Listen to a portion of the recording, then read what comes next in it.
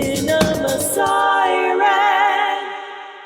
AI, artificial intelligence. We've seen it from nearly every angle lately, for better or worse, in the wake of movies like Chappie and Transcendence. Like an anecdote to the sour metallic taste left in our collective mouths, the film Ex Machina comes not a moment too soon.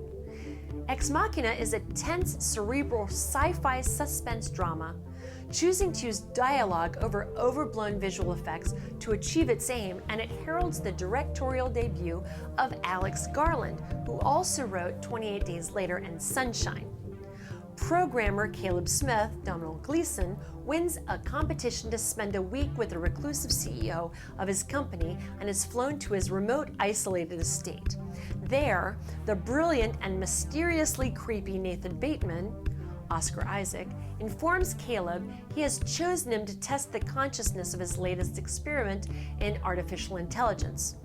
Now, is Ava, the beautiful, brilliant, but innocent bot, played by Alicia Vikander, who immediately seeks connection and intimacy with Caleb, really a sentient being with the emotional intelligence she appears to display? There's a stark antiseptic feeling to the spaces they inhabit, even as outside all around them is lush forests and breathtaking waterfalls. Nathan seems to want to live in an environment that feels like a haunted space lab, much like the world in which the film Sunshine exists, but that's out in space. The story slowly unfolds as a chamber neo-noir with a love triangle of sorts, complete with femme fatale in peril. It's also a brainy examination of morality, intelligence, and what it means to be human. It doesn't so much cover new ground as strike a great balance between the emotional and the intellectual, unknowingly bringing a mix of genres together just by virtue of an authentic script.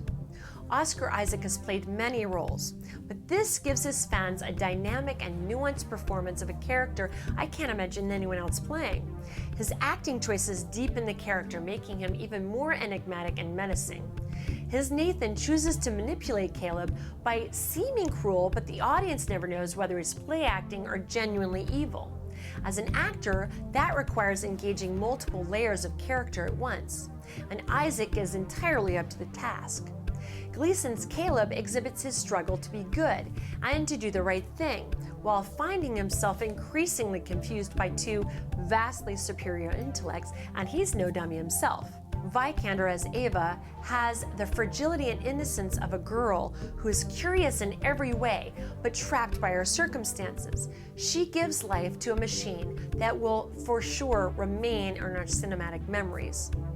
Ultimately, we're left wondering who's the evil one, who's the good one, and what the power of intellect does to our chosen morality. In a conversation with Alex Garland, the director, I asked about morality as black and white, as computers are, and gray, as humans often are, and the questions the film brings up. Some of this stuff actually is black and white, strangely. There is one black and white thing about this, which is that some of the ethics are black and white. And one of the things that's black and white, or is binary, let's say, is ethics itself. There either is an ethical problem or there isn't. Right. And once you have ethical problems, you get swamped by them, and then they can get grey.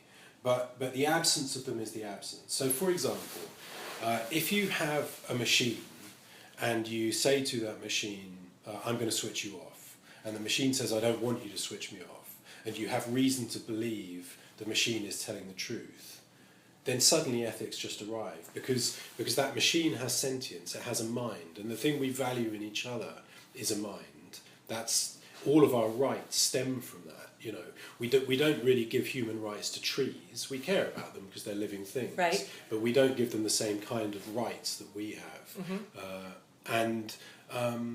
And so that in itself is binary: the arrival or the absence of the right to live.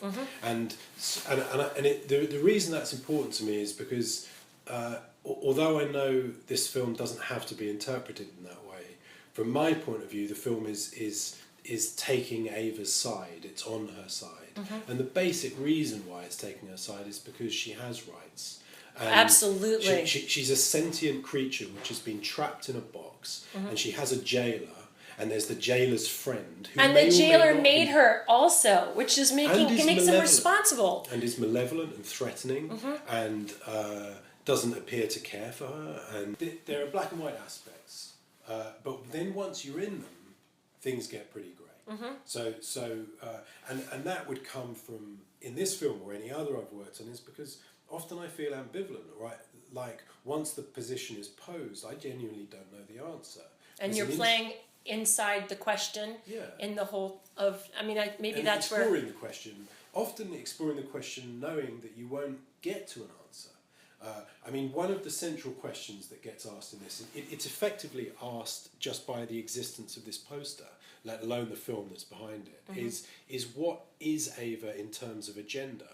Is it correct to say she of Ava, or is Ava a machine? Or where does gender reside? If she is a she, what is it that makes her a she? And if she's not a she, why isn't she a she?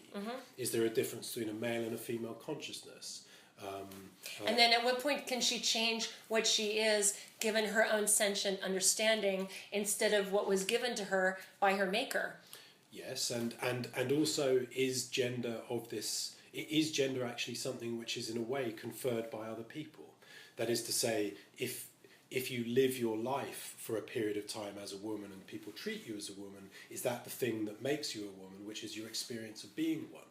So in that case, maybe gender is appropriate. Or your experience of being seen as one. Well, yes, more so even than, but that's than being exactly one. what I mean. It's the way the world reacts to you as much as the way you react to the world. Or conversely, is it the way you react to the world, and there is such a thing as a male and female consciousness, and they're different from each other. Although, you see, so then the greyness and the ambivalence comes from me, because all of these things to me are problematic. So if you say that one, which is probably where most people would immediately go to, instinctively they'd say there's a male consciousness and a female one, then I'd immediately want to know, well, demonstrate it. Show me what that is. Show me what it is. So men will think this and women will think that. Well, But no. almost immediately I'll find a man, within seconds I'll find a man who doesn't think that, and I'll find a woman that does. So now, where are we? And so it goes on. So the greyness arrives like a tsunami. Right. But anyway, And that's where you get all of your... that seems like where all your ideas come from. So you ask the question, and then your ideas kind of explode from that question. Yeah, exactly. And which is a good way to do it. The questions I really like asking or thinking about are the kinds of questions that, in a way, people get very dismissive about because they're so fundamental. They often get called sophomoric.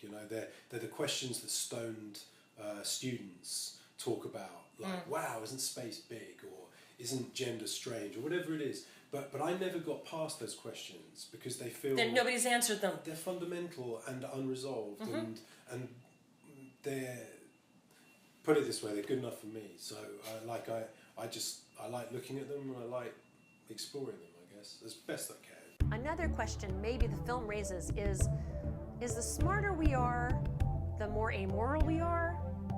I asked Alex this question, and he had a decisive answer for it. Do you think that the smarter someone is, the more amoral they are? Because No, definitely not. I think there's a plateau of being awful, as per one of the characters in this film, and then beyond that, a wisdom. And that is why she is the protagonist in the film. She's the smartest person in the film. Right. I don't consider her to be amoral. Exactly. Yeah. Whereas And you go a little bit lower than that. a lot of amoral behaviour is stupidity. Is just plain bloody stupidity. Not really thinking through what the consequences of your actions are. Or megalomania. Yeah, sure. Well, actually, what I'd say is that acting in an immoral way is not the preserve of any sort of intellectual level. You can be amoral when you're smart, or amoral when you're dumb, and maybe amoral in different ways, possibly. But everyone gets a shot at acting like a dick, So it's just about individuality and being it's about who you the are. moral compass of the individual. The difference between being a machine what I would say very, very clearly, because I partly want to say it clearly because I've heard people disagree with it, is Ava is not amoral. She has a moral compass, and she actually acts in a way that I personally consider to be reasonable. And she shows empathy, and she shows an internal emotional life. It's just one that well, I shouldn't talk too much about it because it blows the end of the film. Right, but she's doing everything in the service of making sure that what happens to her is what she wants to have happen She's to in her. a very hard and Yes. frightening space, and she reacts to that space in a way that I suspect people would. Which, given the three characters, one of the other characters wants something like that to happen, but then when it happens, it bites him in the ass. Yeah, but you know what? He's a damaged guy, and he is doing something self-destructive, and he knows he's doing something suicidal. And he's setting himself a task, which is, I'm going to keep making these things smarter and smarter until one of them outsmarts me. Now, when that happens, I know it's going to not, it won't end up well for me. Because he says that. He knows that. Yeah. He's very, very clear about it. And it's not a spoiler. The film is quite clear about that as well. And the thing about being outsmarted is that you don't know it's happening while it's happening. You can anticipate it will happen one day, but at the moment it's happening, you don't know. And maybe for somebody as smart as he was, that was the thing that he needed the most, was to be outsmarted, because he was always the smartest guy. Yeah, I think... Maybe that feeds him in a way that nothing else could. The thing that leads people to eccentric behaviour quicker than anything else is a lack of modifiers around them. Usually other people who modify their behaviour, friends, family, whatever. So being alone is It's a bad move. It's a bad move. Being alone's a bad move. Being a celebrity for whom nobody ever says no, that's a bad move. All the things that that modify your behaviour, we need them. And power is corrupting for that reason. We lose our modifiers. totally different than the kind of person I expected to meet here. In a good way. I didn't think you were going to be... I thought you'd be a little bit less optimistic. You're like that interesting mix of cynical and optimistic that I think is a great thing to be if you're going to be writing. You. Good. I am kind of optimistic. I like the world. It's a good place. For those who love that slow burn of a tension-filled mystery, Ex Machina succeeds stylishly in exceeding your expectations. It's a film that will have both detractors and a strong cult following that will grow in time, much like those who like the film Sunshine. Well worth seeing on the big screen, this film will twist your brain up so badly you'll have to reboot it after the credits. 4 out of 5 stars. If you like listening and watching these videos, please subscribe to Cinema Siren, our YouTube channel, and let us know what you thought of the movie in the comments below. Thanks so much for watching, and go find a new favorite film.